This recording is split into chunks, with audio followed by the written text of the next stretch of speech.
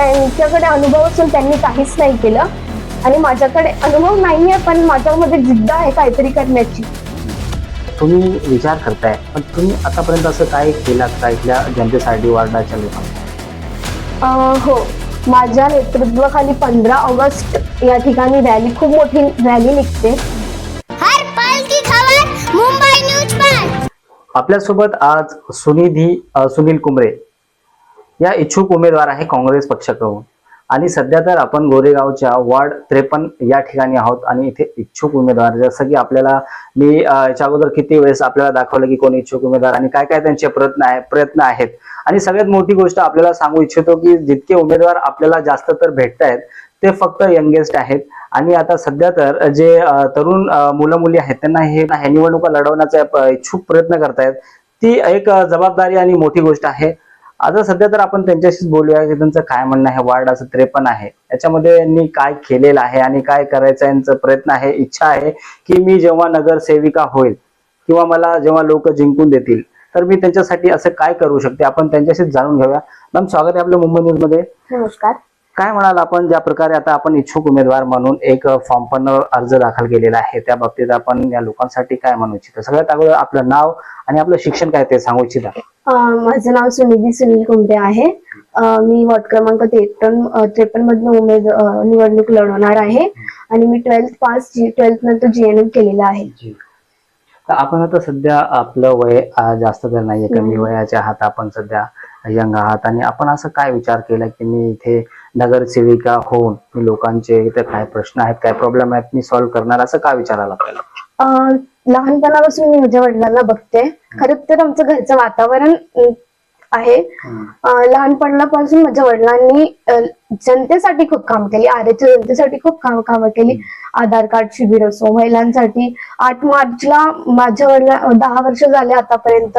माझ्या वडिलांनी 8 मार्चला जागतिक महिला दिन म्हणून हे खूप जोराशोरात वडील करतात.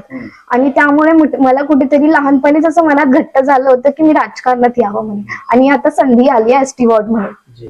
आता आपण जसं बोललात की आपले वडील करत होते, त्यांना बघून तुम्हाला एक प्रेरणा मिळाली की त्या बाबतीत आपण उत्सुक झाला की मी पण निवडणूक लढून आणि वडिलांसारखंच मी पण राजकारण करेन, लोकांसाठी कार्य करणार. पण आपण असं स्वतः काय विचार केलेला आहे की लोकांसाठी मी असं करणार? खरं म्हणायला गेलं तर महापालिकाची निवडणूक 4-5 वर्षामध्ये झालेली नाहीये. या ठिकाणी आरेमध्ये मूलभूत समस्या खूप आहेत.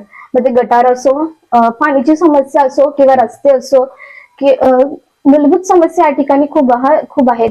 मला जरी कुठे जायचं असेल तरी मला 1 तास अगोदर निघावं लागतं, कारण या ठिकाणी खूप ट्रॅफिक होते. म्हणून मी असा विचार केलाय की पहिली नगरसेविका म्हणून जेव्हा मी निवडून येणार, या ठिकाणी सर्वप्रथम मूलभूत समस्या हे सोडवणार आणि ट्रॅफिक वरती लक्ष देणार. आपण जसं ट्रॅफिकचा मुद्दा मांडला, खूप महत्वाचा विषय आहे.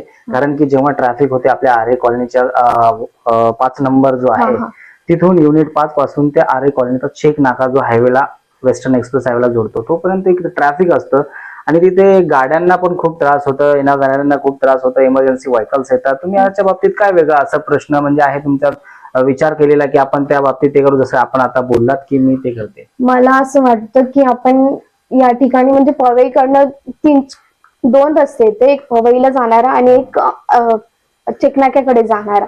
त्या ठिकाणी वाहतूक पोलीस नसल्यामुळे हा समस्या निर्माण होते. मला वाटतं की ते वाहतूक पोलीस त्या ठिकाणी असायला हवे. आणि दुसरी गोष्ट, तर आपण आता ज्या वार्डात राहतात तिथे एकच बस अशी BST ची चालते.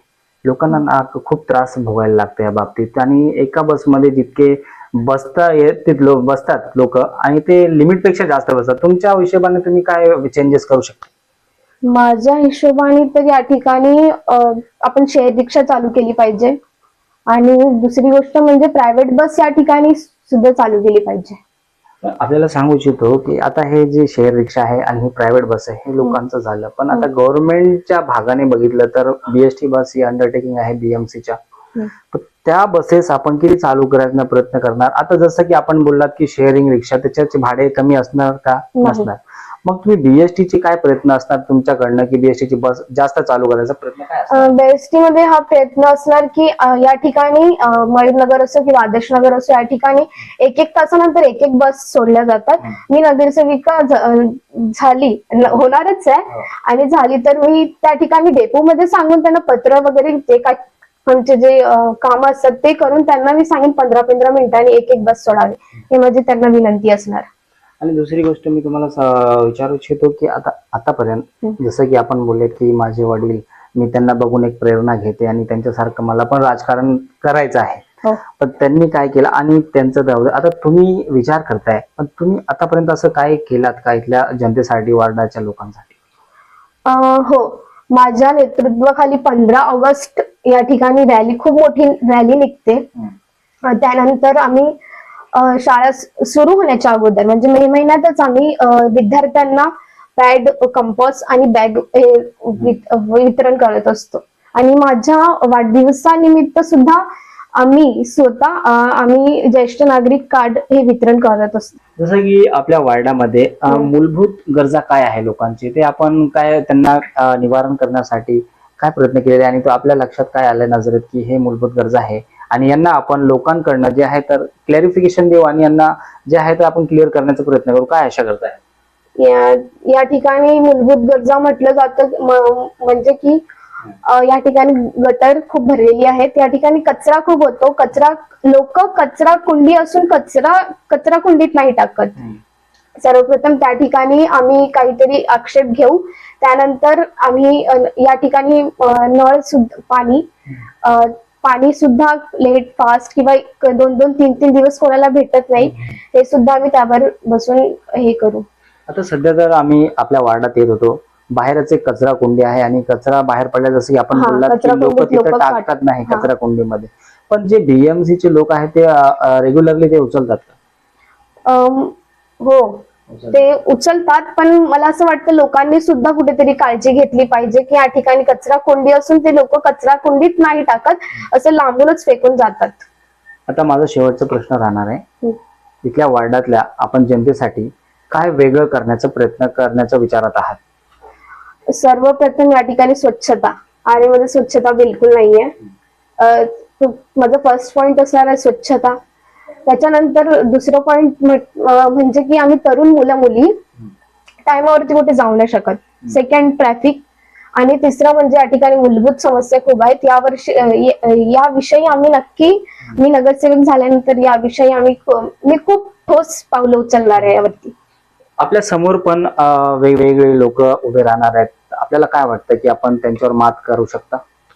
हो, नक्की. कारण मला असं वाटतं की त्यांच्याकडे अनुभव असून त्यांनी काहीच नाही केलं आणि माझ्याकडे अनुभव नाहीये, पण माझ्यामध्ये जिद्द आहे काहीतरी करण्याची.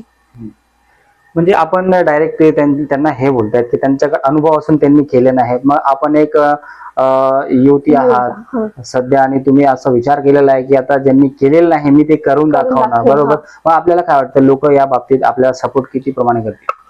मला असं वाटतं नक्की करतील, कारण माझ्या वडिलांनी, कुंबळे साहेबांनी खूप या ठिकाणी कामं केली आहेत. त्यांच्या पावलावरती मी आज पाऊल ठेवणार आहे आणि लोकांना कुठेतरी माहिती आहे की ही मुलगी काम करणारी आहे, नक्की ते मला मदत करते. आता जसं एक छोटासा प्रश्न मी प्रत्येक मुलीला विचारतो जी माझ्याकडे इंटरव्ह्यू करते, त्यांच्या डोळ्यात अश्रू येतात, तुमच्या पण डोळ्यात आलेले, काय म्हणजे याचं कारण आहे? खरं तर फर्स्ट टाइम करते, खूप धाकधूक होते. पण तुम्हाला असं जातं, तुम्ही फक्त इंटरव्ह्यू करताय, पण तुम्ही जेव्हा नगरसेविका लढवणार आहे ते निवडणूक, तर जर काय समजा तुम्ही जिंकून आलात तर मग तुम्ही लोकांसाठी फेस करणार आहात, हा चेहरा तुमचा त्यांच्याकडे जाणार, मग तुम्ही असं फक्त अश्रू काढून मग तिथे काय करणार? नाही, एक असं होतं, पहिल्यांदा मी काहीतरी नवीन करते तर मनात छोटीशी धाकधूक असते. हर एक मुलीच्या मनात धाकधूक असते. धन्यवाद मॅम. आपल्यासोबत होते सुनील कुमरे. त्यांचं असं म्हणणं आपण ऐकलंच असेल की जिथे मूलभूत गरजा, वार्ड 53 मूलभूत गरजांसाठी जे लोक जितकं अनुभव आहे त्यांनी काहीच केलेलं नाही.